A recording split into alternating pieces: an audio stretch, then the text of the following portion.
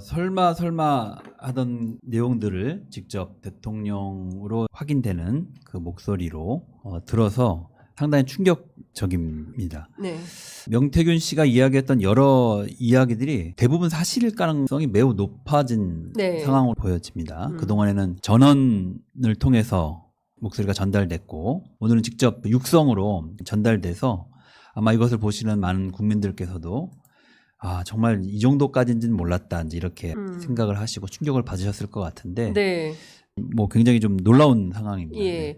저는 더 충격적인 내용은 그 뒤에 있는 명태균 씨의 녹음 내용입니다. 5월 10일 대통령 취임식과 동시에 오후에 재보선 공천자 명단이 발표가 되는데 그 전날인 5월 9일에 윤 대통령이 명태균 씨에게 전화를 걸어서 김영선을 줘라. 그런데 당내에서 너무 말이 많다. 내가 이렇게 힘을 쓴 거야 라고 얘기를 하고 있고요. 그리고 나서 이 내용을 6월 15일에 지인에게 명태균 씨가 이런 일이 있었다면서 이 녹음 파일을 들려준 겁니다. 그리고 나서 당시에 대한 상황 설명을 명태균 씨가 또 합니다. 김건희 여사에게 윤 대통령이 보고하는 내용이다. 오빠 대통령 자격이 있는 거야? 오빠 또 나옵니다. 지 마누라 옆에서 내가 이렇게 했다고 변명하는 거야. 그 다음에 끝나자마자 바로 여사에게 전화가 왔어. 선생님 윤상현이에게 전화 넣었습니다. 이게 잘 될 거니까 보안 유지하시고 내일 취임식에 참석하세요. 이거 어떻게 봐야 됩니까, 의원님? 이제는 네. 더 이상 변명을 할 수가 없을 텐데 네. 대통령실이 빨리 입장을 좀 밝히고 예. 또 해명을 해야 될 것이라고 생각이 들고 그것이 국민들에게 또 다른 거짓말이 되지 않도록 있는 그대로 이제 네. 이야기해야 되겠고 검찰이 이와 관련해서 빠른 수사가 좀 필요해 보입니다. 검찰이 만약 이 부분에 대해서 수사를 게을리하거나 하지 않는다면 즉각 좀 특검 도입을 해서 가동해야 되는 상황이라고 지금 보여지는데요. 네. 너무나도 충격적인 사실은 과거에 오빠 논쟁이 있지 않았습니까? 네. 그 김건희 여사가 말한 오빠가 윤석열 대통령이라는 것이 다시 한번 확인되는 그런 녹취이기도 합니다. 네. 국민들이 보시고 그 장면에서도 많이 놀라셨을 텐데 네. 어떻게 대통령의 부인이라는 사람이 대통령에 대해서 이렇게 비하하는 발언을 할 수 있느냐, 대통령이 그거밖에 안 되냐? 사실상 여사가 대통령을 좌지우지한다 라고 하는 설마 그래서 아니겠지 이렇게 생각하셨던 분들도 계셨을 것 같습니다. 네. 오늘 대통령의 육성 그리고 이어진 이런 내용들을 쭉 보면 네. 그 오빠가 바로 윤석열 대통령이었구나라는 것을 다시 확인하시게 되는 상황인 것 같습니다. 자, 중요한 건 지금부터는 저는 국회 시간이라고 생각을 합니다. 네. 자, 이번 주 이제 토요일에 민주당이 주관하는 집회가 예정이 돼 있습니다. 그리고 민심은 제가 보기에 폭발할 걸로 보입니다. 네. 자, 이 단계에 이르렀을 때 그 냉정하게 그리고 냉철하게 이 국면을 지금 제1야당이고 사실상 국회의석을 가장 많이 보유하고 있는 민주당이 이 문제를 어떤 단계로 어떻게 해결해 나갈 것이냐. 전략기획위원장의 막중한 책무가 있는데요. 좀 어떻게 판단하시고 이 국면을 어떻게 이끌어갈 계획이십니까? 네. 일단 제일 중요한 상황은 그때 당시에 윤석열 대통령이 취임을 하기 전에 당선인 신분이어서 혹시 당선인이기 때문에 이게 법적인 지위상의 약간 애매모호한 상황이 연출되는 게 아니냐는 이런 걱정도 있을 것 같아서 자료를 좀 찾아봤더니 대통령직 인수에 관한 법률에 따르면 당선인 신분도 법적 지위를 부여받게 되어 있는 상황입니다. 그래서 인수위 위원들도 민간인 경우에도 공무원으로 이제 간주를 한다. 이렇게 되어 있는 조항들이 있습니다. 그래서 제3조의 대통령 당선인의 지위와 권한이라는 부분이 있는데요. 대통령 당선인은 당선인으로 결정된 때부터 대통령 임기 시작 전날까지 그 지위를 갖는다. 사실상 대통령 지위를 누리는 단계. 법적 신분을 이제 갖게 되는 것입니다. 그러면 이제 공적 지위를 갖는 것이니까 법률적 책임도 동일하게 져야 되는 거 아니겠습니까? 그리고 대통령적 인수위에 들어가시는 분들도 만약에 인수위 위원으로 근무하는 과정에서 어떤 문제가 생기게 되면 공무원으로서 간주해서 이제 그 처벌을 받거나 법적 처리를 받게 되어 있다는 게 명시가 좀 되어 있거든요.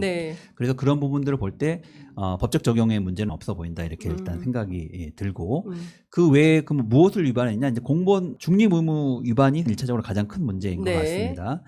선거법상으로 선거 개입 또 공무원 중립 의무 위반 뭐 이런 부분들이 기본적으로 적용이 될 것 같고 공소시효는 한 10년이기 때문에 뭐 이 부분에서는 전혀 문제가 되지 않을 것 같고 그리고 이제 공천 개입 문제와 관련해서는 정당법상의 문제가 있을 것으로 보여지고 그리고 많은 증언과 이제 보도가 있었지만 명태균 씨가 그 경선 단계부터 네, 거의 매일 이제 보고를 하고 맞습니다. 통화를 하고 예. 이렇게 했다고 본인이 증언했고 네, 그리고 또 여러 가지 비공표 여론조사를 수십 차례에 걸쳐서 보고를 받았다. 네. 그리고 선거 당일날, 네. 선거 전날 캠프에서도 그와 관련된 보고가 있었다라는 여러 가지 보도들도 있었고 증언들도 있었는데요. 예. 근데 그런 것들이 회계 장부상 전혀 기록이 되어 있지 않았기 때문에 선거 회기에서 처리가 되지 않았습니다. 네. 그러면 그것은 무상으로 선거 여론조사를 제공받은 것이거든요.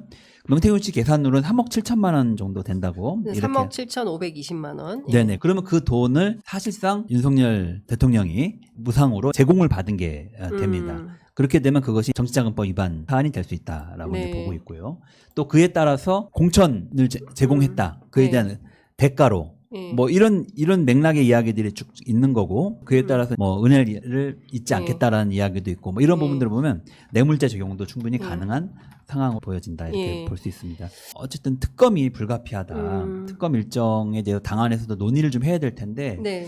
지금 상황이 생각보다 긴박하게 급진전한 예, 맞습니다. 상황입니다. 저희가 예. 생각했던 것보다는 급진전한 상황이어서 이 부분에 대해서 다시 좀 논의가 좀 필요할 것 같습니다. 예. 네.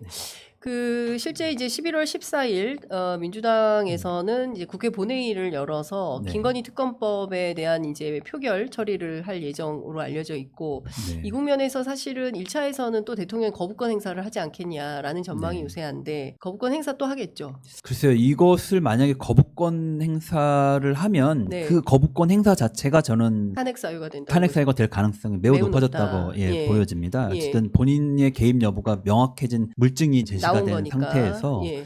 공적 권한을 사적 그 안위를 위해서 네. 활용했다라고 하는 법리적 해석이 충분히 가능한 상황으로 좀 갔다고 보기 때문에 네. 만약에 이것을 거부권 행사한다면 그건 또 새로운 예. 죄가 추가되는 거라고 좀 예. 보고 있습니다. 예.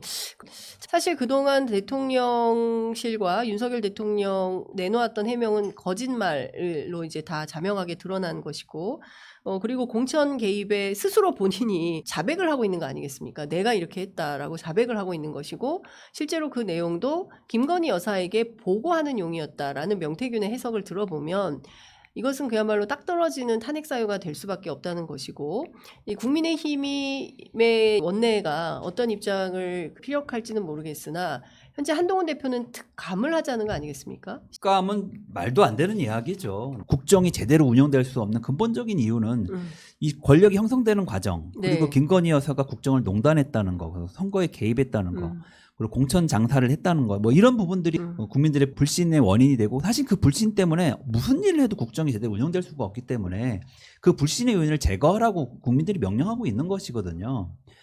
저는 지금 특검 얘기한다고 해서 국민들이 그 신뢰가 형성되지는 않을 것 같다 이런 생각이 들고 특감은 특감으로서 필요는 합니다. 뭐 그건 그거대로 하면 됩니다. 네네. 이 현재의 우리나라의 위기 상황을 극복하는 데 특감이 할 수 있는 역할은 상당히 없다. 예, 거의 예. 없다고 봐야 될 것 같습니다. 네, 사실 뭐 이 정도까지 왔기 때문에 상당히 충격적인 내용이고 민주당에서 추가 폭로 가능성을 박찬대 원내대표가 이야기를 했는데요.